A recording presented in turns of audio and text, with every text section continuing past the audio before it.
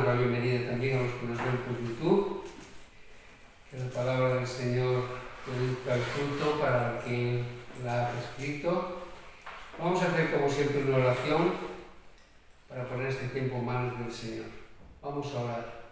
Padre nuestro que estás en los cielos, Señor, gracias por este día, gracias por este lugar y gracias por los hermanos, las hermanas que con responsabilidad se acercan a este tiempo, Señor, para hablar contigo, para interceder por los demás, para interceder por la Iglesia y también para alimentarnos de tu palabra. Señor, una palabra rica, esta que estamos estudiando, Romanos, Señor, una palabra que nos llena, nos fortalece y sobre todo nos da satisfacción y gozo de saber que hemos sido justificados por medio de la fe. No hemos tenido que hacer sacrificios más grandes porque todo lo ha hecho Jesús. Por eso queremos pedirte en este momento que tu Santo Espíritu nos guíe. Al abrir la palabra queremos hacerlo con reverencia, con humildad, Señor, esperando que ella nos diga aquello que tú quieres que sepamos hoy. Te pedimos tu dirección y tu guía en el nombre de Jesús. Amén. Amén. Bueno, pues estamos en Romanos 5. Vamos a releer algunos versículos de los que ya hemos hablado. ¿Cuál? Romanos 5. A partir del 8. A partir del 8.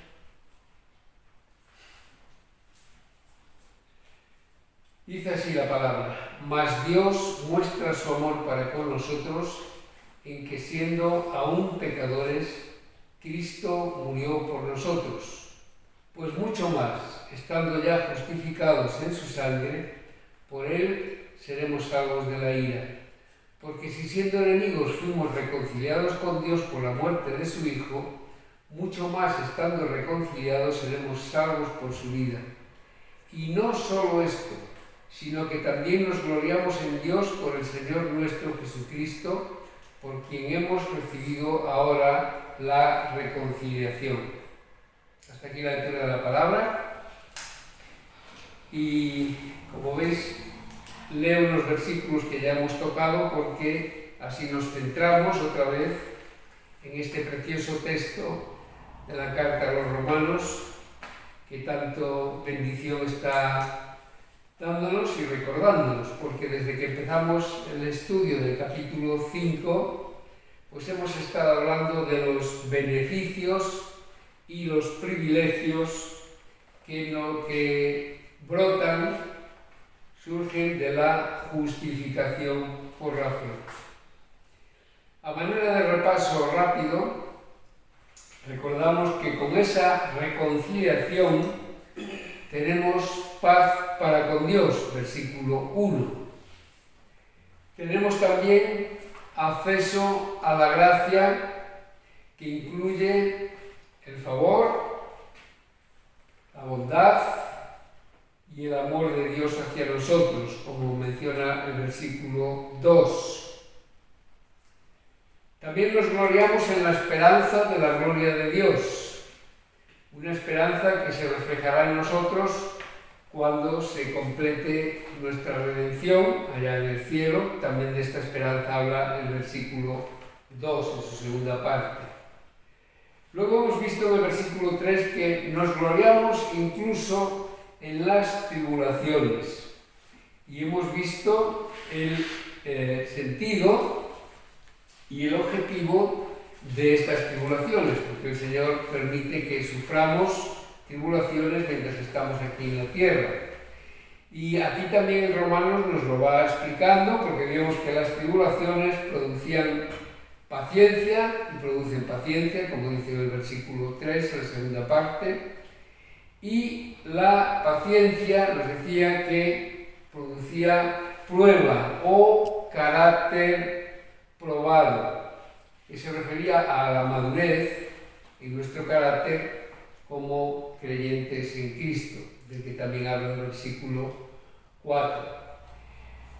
Y luego ese carácter probado, esa madurez que va fortaleciéndose en nuestra comunión con el Señor, pues produce esperanza. Y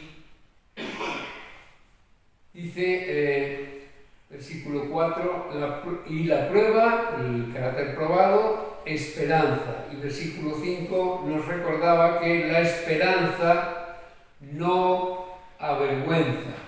Así que estuvimos viendo hace 2 semanas, creo, que esa esperanza en la que nos gloriamos, de la que también habla el versículo 2, y en la que, como si Pablo fuese trazando un círculo en esta descripción de las bendiciones y los beneficios de la justificación, vuelve otra vez de nuevo a ella,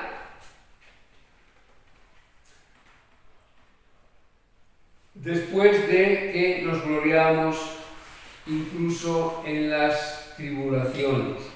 Versículo 2, nos gloriamos en la esperanza de la gloria de Dios, y versículo 4, la prueba, esperanza, y la esperanza no avergüenza, porque el amor de Dios ha sido derramado en nuestros corazones por el Espíritu Santo que nos fue dado.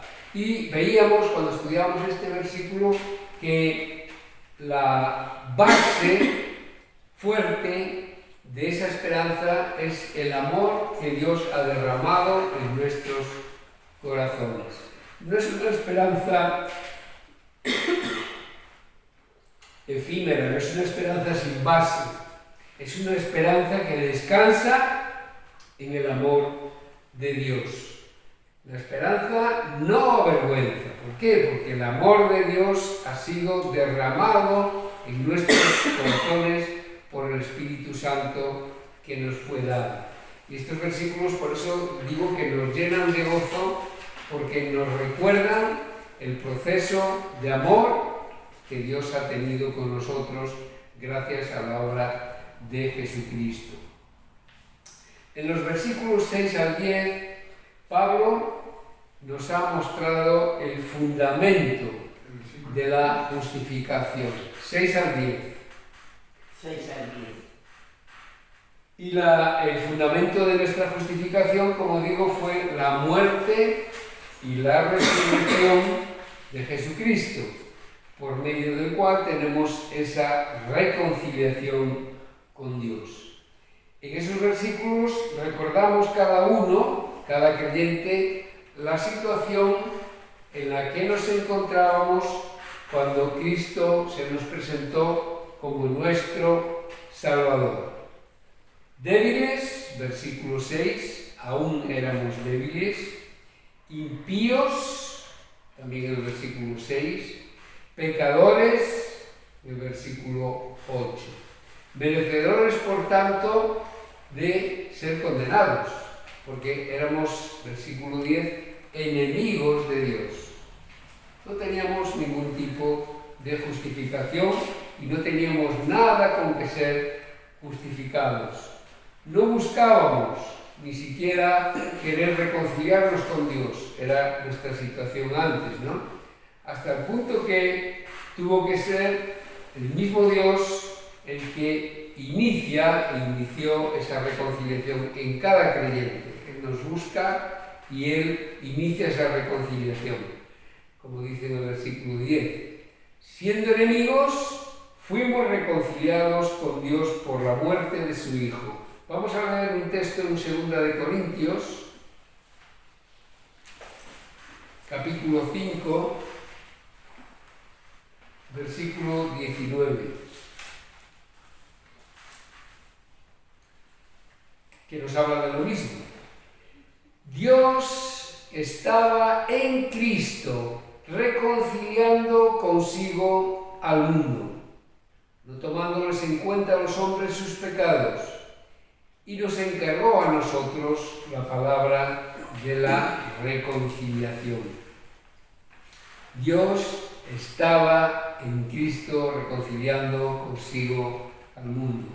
Importante ver que es el mismo Dios quien toma la iniciativa, es el mismo Dios quien hace el plan, es el mismo Dios que presenta el cordero para el sacrificio y es el mismo Dios el que inicia esa posibilidad de reconciliación que ahora ya tenemos.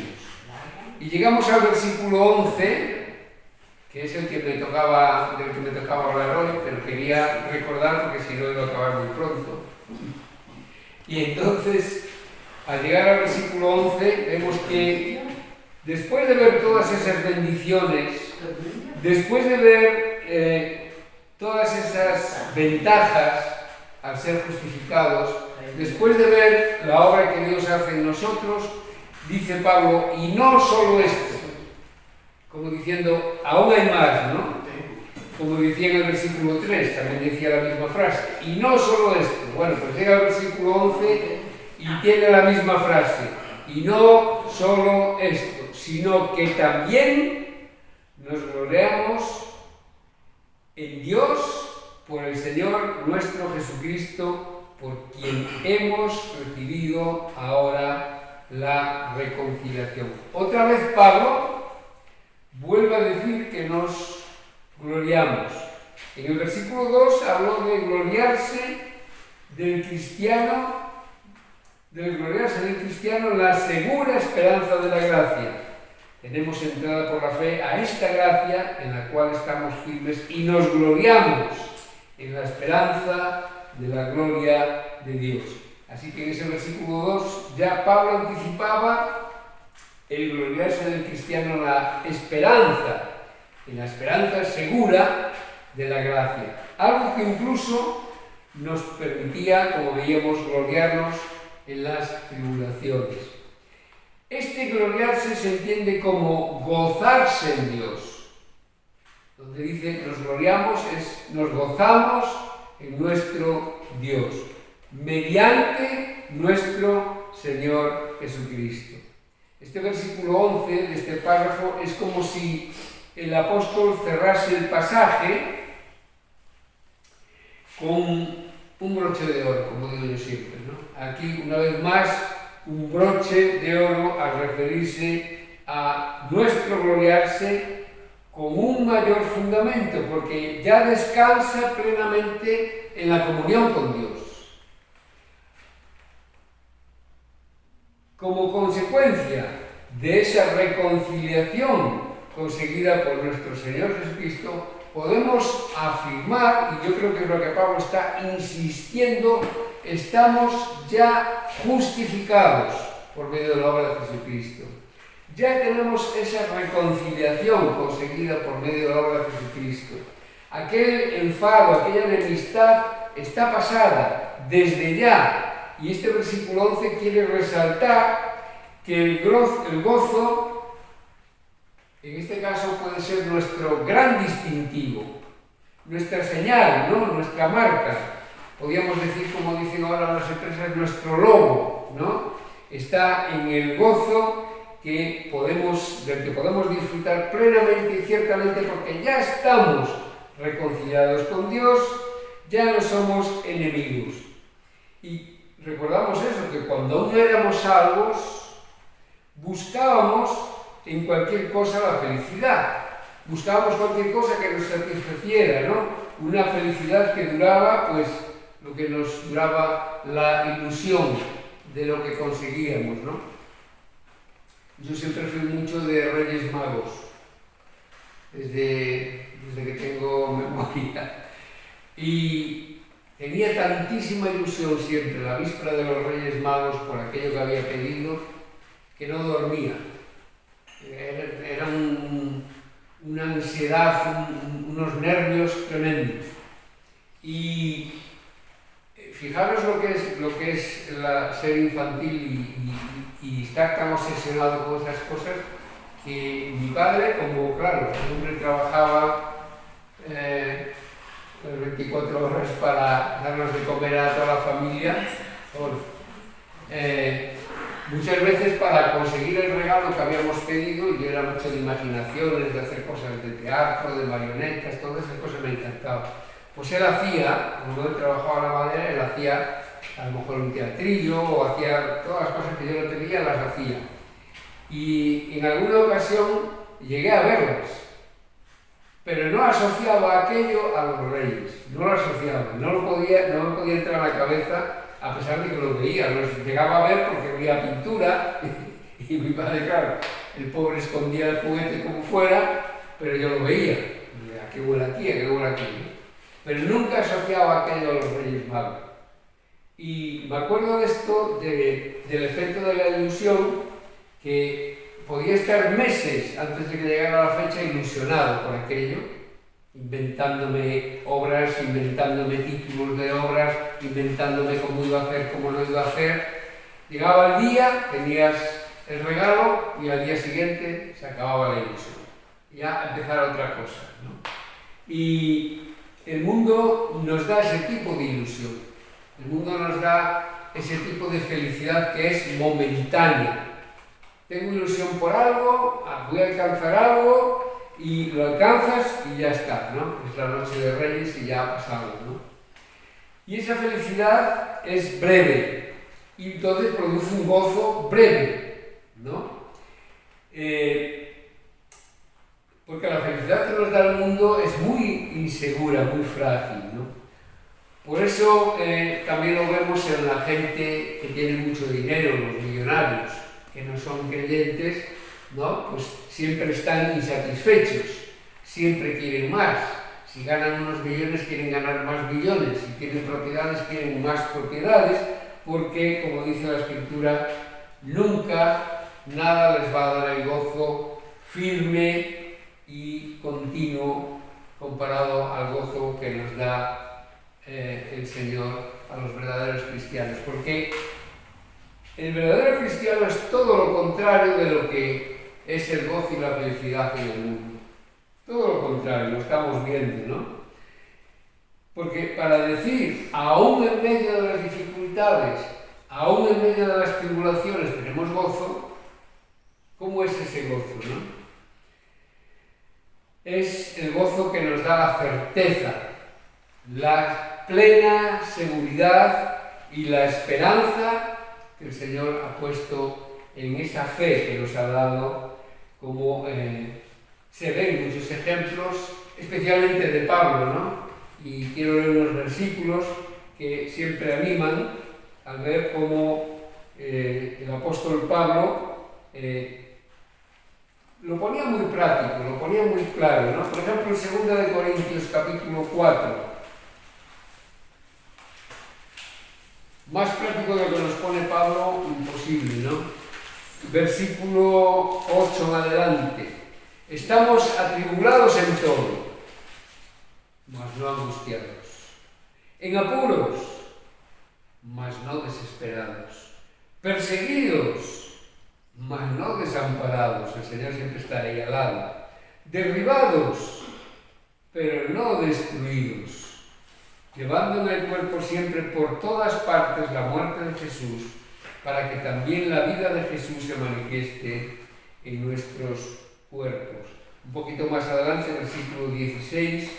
Por tanto, no desmayamos. Tendríamos motivos para desmayar, tendríamos motivos para desanimarnos, pero dice Pablo, no desmayamos. Antes, aunque nuestro hombre exterior se va desgastando, el cuerpo se va desgastando con los años y con el tiempo, el interior se renueva, no obstante, de día en día. Porque esta leve tribulación momentánea produce en nosotros un cada vez más excelente y eterno peso de gloria. No mirando a nosotros las cosas que se ven, sino las que no se ven. Pues las cosas que se ven son temporales, mientras que las que no se ven son eternas, ¿no? El ejemplo de Pablo enfoca siempre hacia esa eternidad, enfoca siempre hacia esas promesas de Dios, enfoca hacia el cielo. Aquí, es verdad, es importante, ¿no? Todo lo que nos pueda pasar, pero es breve, va a pasar, ¿no? Y allá estamos preparándonos para una eternidad que no sabríamos medir porque no tendríamos relojes para medir una eternidad, ¿no? Entonces, ¿qué ha encontrado Pablo para que pueda hablar así? Pues ha encontrado lo que hemos encontrado los cristianos, los creyentes en Cristo, el Evangelio del amor de Dios, que hace que ese amor lo tengamos en nuestros corazones. El gran obispo del siglo IV, Agustín, dijo en una oración: «Nos hiciste para ti, oh Señor, y nuestro corazón está inquieto mientras no descanse en ti». La realidad y la experiencia del creyente es que podemos encontrar gozo en conocer a Dios y conocer la paz y la comunión con Él, incluso si perdemos cosas que apreciamos. Porque, como dice Pablo, no miramos las cosas que se ven, estamos pendientes de las cosas que no se ven. Y yo creo que estos versículos del capítulo 5 de Romanos lo que están insistiéndonos es que podemos poner desde ya nuestra mirada en ese lugar que nuestro Señor ha preparado para cada uno en la gloria con Él. A mí las palabras de Jesús del Evangelio de Juan me producen siempre esa certeza, ¿no? Están en Juan 14.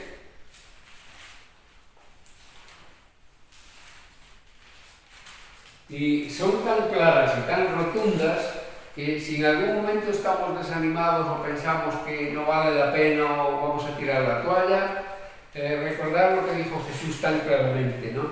Evangelio según San Juan, capítulo 14, versículo 2. En la casa de mi Padre muchas moradas hay. Y dice a continuación: si así no fuera, yo os lo hubiera dicho. Voy pues a preparar lugar para vosotros. Y si me fuere y os preparara el lugar, vendré otra vez. Esto es lo que tenemos que creer con fe. Vendré otra vez y os tomaré a mí mismo, para que donde yo estoy, vosotros también estéis. Como traduce la versión popular, mientras, en el texto del versículo 11, mientras nos alegramos, aquí dice nos gloriamos en la Reina Valera 60, ¿no? La popular dice nos alegramos por nuestra nueva y maravillosa relación con Dios, gracias a nuestro Señor Jesucristo. Y mientras nos alegramos, mientras nos gloriamos en Dios, somos también capaces de gozar todo el bien de este mundo, todo el bien que sabemos que Dios ha creado. ¿Cómo conseguimos este gozo? Reconociendo, como dice el versículo 11, que la reconciliación que hemos recibido ahora, la reconciliación es ya una realidad en el verdadero creyente, llevada a cabo por el Señor nuestro Jesucristo. El gozo del Hijo de Dios es normal como consecuencia de nuestra posición en Cristo. Para terminar, leo dos versículos de Primera de Pedro. Uno está en el capítulo 1, versículo 6.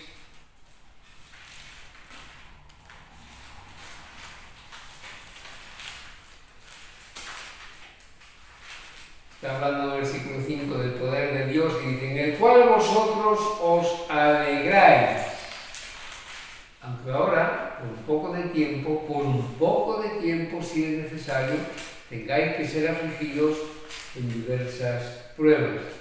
Y dice el versículo 8: a quien amáis, sin haberle visto, en quien creyendo, aunque ahora no lo veáis, os alegráis. ¿Ves? Pablo dice: os gloriáis con gozo inefable y glorioso, obteniendo el fin de vuestra fe, que es la salvación de vuestras almas. Amén.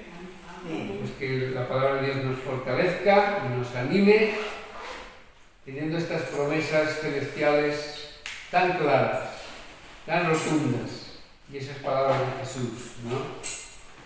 Si así no fuera, yo os lo hubiera dicho.